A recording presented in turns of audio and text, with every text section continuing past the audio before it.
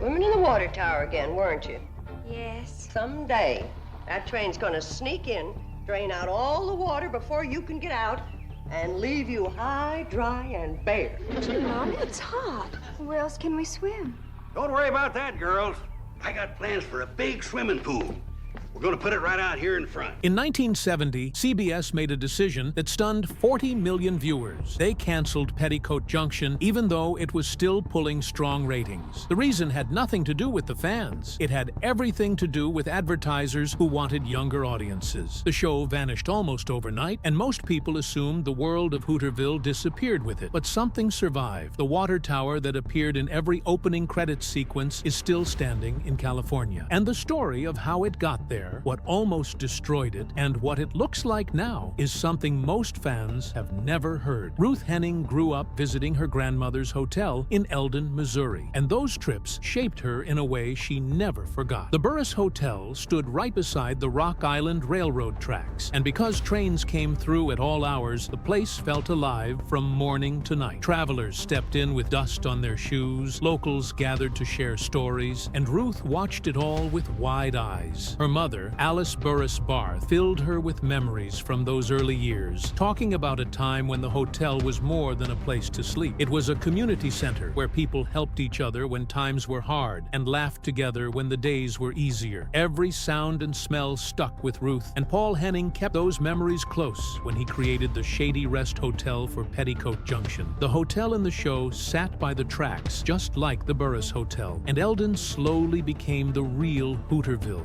in their minds. That personal connection gave the series a warmth that carried through its run from 1963 to 1970, pulling audiences into a small world that felt familiar without them even knowing why. When the Beverly Hillbillies exploded on television and held the #1 spot in the Nielsen ratings from 1962 to 1964, CBS wanted more of whatever magic Paul Henning had. So when he walked in with the idea for Petticoat Junction, he didn't need to convince them with charts or pilots. His pitch alone was enough. He promised a small town filled with charm, strong family ties, and simple moments that still carried heart. CBS trusted him so much that they approved 38 episodes right away, giving him the Tuesday 9:30 slot right after the Beverly Hillbillies. It was a rare decision, and the network didn't even ask for a pilot. The show premiered on September 24, 1963, and quickly settled into homes across the country. It ran for 7 seasons and produced 222 episodes, proving that Henning's instincts were still sharp. His influence grew even more when he created Green Acres in 1965, building a whole rural world on television that stayed alive for years. A big part of that world came from the Hooterville Cannonball train, a charming little steam engine modeled after the real Sierra No. 3 locomotive in Jamestown, California. Sierra No. 3 had been built back in 1891 and had already appeared in more than 100 films and television shows, from High Noon to Back to the Future Part 3. Paul Henning visited Railtown 1897 and saw the locomotive with his own eyes, watching it breathe steam and crawl down the tracks in a way that felt both old and alive. That visit gave him everything he needed to shape the Cannonball, the water tank, the slow approach, the whistle drifting through the trees. All of it came from what he saw at Railtown. Since Railtown 1897 is one of the last places where steam engines still run from a real roundhouse, the Cannonball ended up feeling real instead of invented, and fans connected with it because it carried a sense of American rail history inside every scene. The people in the show carried that same sense of truth. Bea Benaderet, who had already shined on the George Burns and Gracie Allen show from 1950 to 1958, finally found her perfect role as Kate Bradley in 1963. Paul Henning had admired her for years, and after she stole scenes as Cousin Pearl on the Beverly Hillbillies, he knew she could lead Petticoat Junction. She was 57 when she started, but she carried the hotel and the whole fictional town with a warm presence that never felt forced. She played Kate Bradley through 6 seasons and appeared in 145 episodes before her death in 1968. Before all this, she had also been the original voice of Betty Rubble on the Flintstones, juggling both roles until she had to choose in 1964. Her presence gave the show heart, and Henning had finally built a series around the actress he always believed deserved center stage. Edgar Buchanan brought another kind of authenticity from the moment he stepped into the frame. Born in 1903, only 3 years before Bea, he played Uncle Joe Carson across all 222 episodes, becoming the only actor to appear in every single one. His lazy charm made Uncle Joe lovable, but what made him stand out was something deeper. Before Hollywood, Buchanan had been a dentist in Oregon, and he carried that toughness with him. Stories floated around the set about how he once pulled a stand-in's tooth mid-filming with no anesthesia, relying only on a splash of whiskey for comfort. He had played more than 100 cowboy roles before Petticoat Junction, and he brought that Western grit to Uncle Joe. He even appeared as Uncle Joe in Green Acres and The Beverly Hillbillies, connecting all 3 shows and turning himself into a link between Henning's worlds. Frank Cady added another thread to that connection when he played Sam Drucker across all 3 shows. He filmed Petticoat Junction from 1963 to 1970, Green Acres from 1965 to 1971, and The Beverly Hillbillies from 1968 to 1970, making him the only actor to keep the same recurring character across all 3 at the same time. His calm, steady presence made Drucker the anchor of Hooterville. He ran the general store, listened to everyone's troubles, and acted as the town's unofficial guide. Fans trusted him because he felt familiar, and over nearly a decade, he became a vital part of Henning's rural universe. Linda Kay Henning kept the heart of the show beating in another way. She played Betty Jo Bradley and appeared in all but 3 of the 222 episodes. Because she was Paul Henning's daughter, she hid her last name at the start, using only Kay so she wouldn't seem like a chosen favorite. Later, she even used the name Livingston before settling on Kay. Born in 1943, she proved herself early and became one of the most important faces on the show. Her real-life romance with co-star Mike Minor grew naturally behind the scenes, and soon the writers leaned into it. They married on screen in November 1967, and then married in real life in September 1968. Their love story flowed in and out of the script, giving fans something real to root for as the seasons went on. Edgar Buchanan's life behind the camera kept surprising people too. Even though he had walked away from his dental practice at 36 when he moved to Hollywood, he never fully left that part of himself behind. Stories spread across the crew about how he helped actors with emergencies, sometimes pulling teeth or fixing painful problems right on set. His mix of medical skill and cowboy charm made him unforgettable. And long after his death in 1979, those stories continued to circle among fans and old co-workers who still smiled when they remembered him. Jeanine Riley, the first Billie Jo, left her own mark when she stepped into the role in 1963 after beating out more than 300 actresses. She took off quickly, becoming one of the show's early stars, but everything changed when she decided to leave after only 2 seasons. She was just 25 when she walked away in 1965 to chase film opportunities. Fans were shocked, and the show faced its first big recast. Riley went on to star in 8 movies, including The Big Mouth with Jerry Lewis in 1967, and later joined The Beverly Hillbillies in its final season. She often admitted later that being typecast made her career harder than she expected, and the shadow of Billie Jo followed her more than she wished. Pat Woodell added another layer to the story. She brought Bobby Joe to life during the show's first 2 seasons and quickly became a quiet fan favorite. But in 1965, she left to pursue a singing career. Her exit was calm and respectful, unlike the shakeups that came later. Laurie Saunders replaced her and added a more bubbly twist to the character. The shift changed the energy between the sisters, and Pat Woodell never returned to the show. She moved on peacefully and remained loved by fans until her death in 2015. Linda Kay Henning remained the constant presence as Betty Jo. She appeared in 220 out of 222 episodes and grew with the show over the years. When Bea Benaderet passed away in 1968, the producers tried to keep the connection alive by using flashbacks of Kate Bradley in later episodes. Linda's long run and her relationship with Mike Minor kept viewers invested through the changing cast and shifting tone, making her one of the emotional anchors of the whole series. Gunilla Hutton brought more drama than anyone expected when she stepped in as Billie Jo for season 3. While working on the show, she began a relationship with Nat King Cole. She was 21 and he was 46, already married to Maria Hawkins Cole. Their affair spread quickly through tabloids and followed her even even as she worked. When Cole was diagnosed with terminal lung cancer in 1965, Maria confronted him, and he ended the relationship before his death. Hutton carried the weight of that scandal even after she left the show, and fans remembered her for more than her time in Hooterville. She later married Alan Freeman and stayed with him for 43 years until his death in 2014. Meredith McRae became the final Billy Joe when she took over in season 4. She arrived with experience from My Three Sons, where she had played Sally Morrison from 1963 to 1965. Rumors swirled that Gunilla Hutton had grown unhappy and missed work, leaving producers to quietly shift in a new face. McRae stayed with the show until it ended in 1970, making her the longest-serving Billy Joe. Still, she carried some frustration. The original plan was for Billy Joe and Steve Elliott to become a couple. But once Mike Miner and Linda Kay Henning fell in love off-screen, the storyline changed. McRae felt sidelined, yet she kept going with grace through the show's final years. Her fans stayed loyal to her long after her death from brain cancer in 2000. Petticoat Junction stepped into living rooms on September 24, 1963, and it happened with the kind of momentum that felt almost instant. The pilot episodes were blended together for the premiere, and the moment it aired in the Tuesday 9 p.m. slot, about 28 million people tuned in. Viewers wanted something warm, something fun, something simple, and the world of Hooterville gave them that without trying too hard. The widowed Kate Bradley, her 3 daughters, the Shady Rest Hotel, and the little Cannonball train all pulled people in week after week. By the end of that first season, the show was sitting at 4th place in the Nielsen ratings with a 30.3 rating, trailing only giants like Bonanza and the Beverly Hillbillies. Families kept coming back because the show felt gentle and familiar. The train's whistle became a kind of signal that the night was about to feel lighter. As the seasons kept rolling, the numbers shifted, but the audience stayed steady. Season 1 held a 7.4 Nielsen rating, but by the time Season 4 arrived, the show pushed up to a 20.9 average and reached the 23rd spot. The jump didn't happen by accident. CBS placed Petticoat Junction right after the Beverly Hillbillies, and that lead-in brought in millions of extra viewers every week. People didn't even have to change the channel. The Cannonball became a visual hook, and its whistle became something people recognized right away. By 1966, the show was pulling in more than 15 million viewers per episode. Even when other programs fought for the same time slot, the loyal families that loved small-town humor stayed with Hooterville. Then came the crossover, and that took everything even higher. Whenever characters from the Beverly Hillbillies showed up in Hooterville, viewers rushed to their TVs. When Granny Clampett walked into the Shady Rest, the episode would often spike to more than 30 million watchers. These special moments usually arrived around holidays like Thanksgiving or Christmas, giving families a reason to gather around the screen together. Through characters like Sam Drucker, the universe felt connected, almost like one small rural world where every road led to a familiar face. By 1968, crossover episodes were among the most watched of the entire year, and CBS realized they were building not just sitcoms, but a shared community that people wanted to visit again and again. But behind the warm laughs, Season 5 carried a different kind of weight. Bea Benaderet, the heart of the show as Kate Bradley, battled lung cancer in 1967. To explain her absence, writers said Kate was away on business, but fans felt the difference immediately. Even so, Benaderet returned when she could, carrying herself through scenes while appearing thinner and weaker from treatment. The audience noticed her strength, and instead of turning away, they tuned in even more. The season held a 7.5 rating, and at one point reached a 19.0 rating for 1967 to 1968, with the Miner Henning wedding episode jumping 25% above average. Her resilience kept the show standing through a season that could have easily collapsed. The Hooterville world kept growing too. Petticoat Junction gave birth to Green Acres in 1965, and soon CBS created a Friday rural hour where both shows aired back-to-back. Green Acres quickly became a hit, landing at number 11 with a 24.6 rating in its first season. That meant that for 3 straight years, the combined rural block dominated the top 30 shows on television. Families rushed in for a triple helping of small-town life, laughter, and gentle chaos. CBS became known as the home of rural sitcoms, and this pairing turned the network's Friday lineup into something viewers trusted. Even with the charm on screen, the behind-the-scenes reality looked very different. The interior train scenes were filmed inside a plastic train shell, sitting sitting on a Hollywood soundstage. It wasn't a real train at all. Crew members had to shake the structure by hand to create the look of movement, and the result was so rough that cast members became genuinely nauseous. Bea Benaderet once called it the Nausea Express, and she meant it. The rocking felt nothing like a train ride, and everything like being tossed around inside a giant toy. Actors often had to step off camera to throw up before delivering more lines. Scenes that were supposed to feel calm and cozy turned into something like endurance drills. The reason for this came down to money. The producers reused the same plastic cannonball shell that had been built back in 1950 for the film A Ticket to Tomahawk. It wasn't made for comfort, and definitely not for long sitcom shoots. Whenever a script called for a long conversation inside the train, the cast braced themselves. The crew grabbed the sides of the structure and rocked it hard, creating a motion that made the room feel like a roller coaster instead of a ride to Pixley. Some actors had to take breaks between takes just to settle their stomachs. These shortcuts turned train scenes into some of the toughest moments on set, proving that television magic sometimes came at a real physical cost. The show faced another painful moment when Smiley Burnett, who played engineer Charlie Pratt, passed away from leukemia on February 16, 1967. His death happened right after he finished his season 4 scenes. Charlie had been one of the show's brightest spirits, and losing him shifted the tone both on-screen and behind the scenes. Ruth Davis, who played Floyd Smoot, took over as both engineer and conductor, but the absence still lingered. Cast and crew members later shared how the fake train set continued to make filming difficult, and new actors felt the same seasick spinning that the original cast had endured. Burnett's passing marked the end of an era, and while the show carried on, something gentle and familiar had faded. Thankfully, not everything happened inside that nausea-inducing shell. Exterior shots used the real Sierra No. 3 locomotive in Jamestown, California. Built in 1891, the real train gave the cast a break from the rough studio ride. They loved filming those days. Fresh air, open tracks, and a piece of history beneath their feet. The real locomotive appeared in countless long shots, including the show's opening and closing credits, while the plastic version stayed inside the studio for all the heavy dialogue scenes. The water tower at Jamestown became an iconic image that fans still recognize, and the contrast between real outdoor shoots and the cramped studio set showed just how much work went into keeping the show's world believable. The charm of Petticoat Junction also touched another life in a way most fans didn't expect. Sharon Tate was briefly cast as Billie Jo Bradley in early 1963. She joined Bea Benaderet, Linda Kay Henning, and Jeanine Riley in wardrobe tests, standing in lineup photos that became rare pieces of Hollywood history. Tate was only 20 and had just signed a 7-year contract with Filmways after being introduced by her agent to producer Martin Ransohoff. Even though she was photographed in full wardrobe, she never appeared in an episode. CBS hesitated to redo the tests, and her quick exit became one of television's most mysterious casting stories. Fans still talk about it, trying to understand what happened during those early days. The truth behind her removal had more layers. Ransohoff said she lacked confidence, but at the same time, provocative photos began circulating. In 1966, Playboy published a shoot of Tate taken by Roman Polanski on the set of The Fearless Vampire Killers. The images, along with others, pushed her into the spotlight as a rising sex symbol. Ransohoff wanted Petticoat Junction to keep a wholesome, folksy tone, and Tate no longer fit the image he imagined for Billie Jo.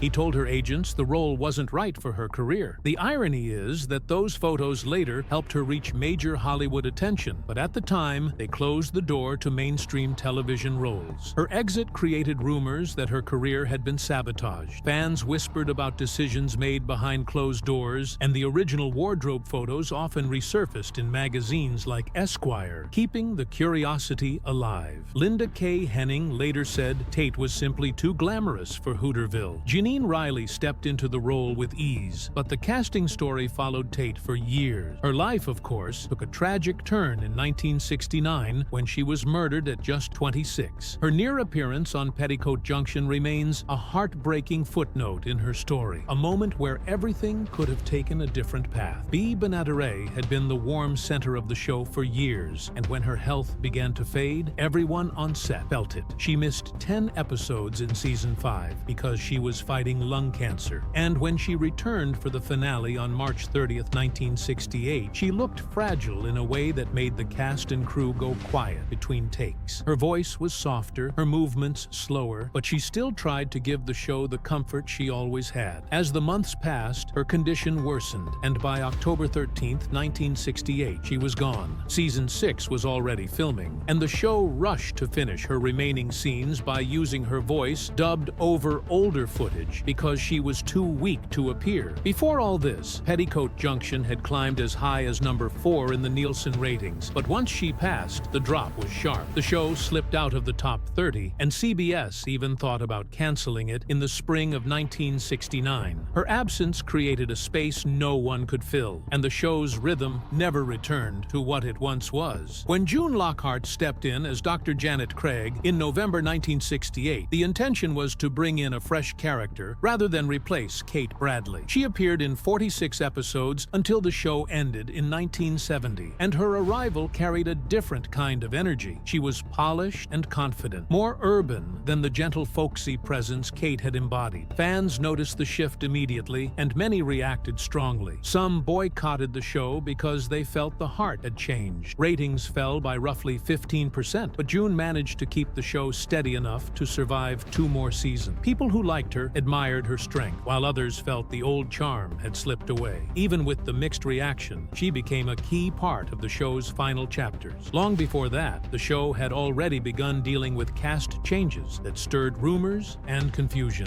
Season 3 saw Gunilla Hutton leave for a London musical that never took off, which opened the door for Meredith McRae to join as Billy Joe. Pat Woodell and Janine Riley said they left for better offers, though whispers spread about personal drama, including talk about Hutton and Jack Cassidy. The producers tried to keep the sister dynamic smooth by making the daughters more alike, but some fans missed the early personalities that had stood out so clearly. Meredith stayed until the end, yet the constant recasting made viewers feel like the ground kept shifting under them. It was a common pattern in television at the time, but for Petticoat Junction, it chipped away at the chemistry that once pulled in millions. Linda Henning faced her own challenges. As the daughter of the show's creator, Paul Henning, she was cast as Betty Jo Bradley, but billed as Linda Kay to prevent people from calling it nepotism. Her father had even tried to stop her from auditioning because he feared exactly that. It was actually Bea Benaderet who encouraged her to try for the role. Eventually, fans learned the connection anyway, and questions about favoritism followed her throughout the run of the show. Her on-screen romance with Mike Minor was loved by viewers, but when they married in real life in 1968 and divorced in 1973, the off-screen attention added another layer of complexity. Some viewers felt the storylines around them were getting too focused, almost like the show was folding in on itself. Through all of this, Edgar Buchanan remained the constant. As Uncle Joe, he brought a slow-moving charm that fans adored. He was 76 by the time the show ended, and he kept filming even while dealing with age-related issues, including dental problems that required careful makeup. His presence steadied the show, especially after Bea's death, and his humor kept a bit of the old spirit alive. He outlived everyone from the original cast and continued working until he passed away in 1979.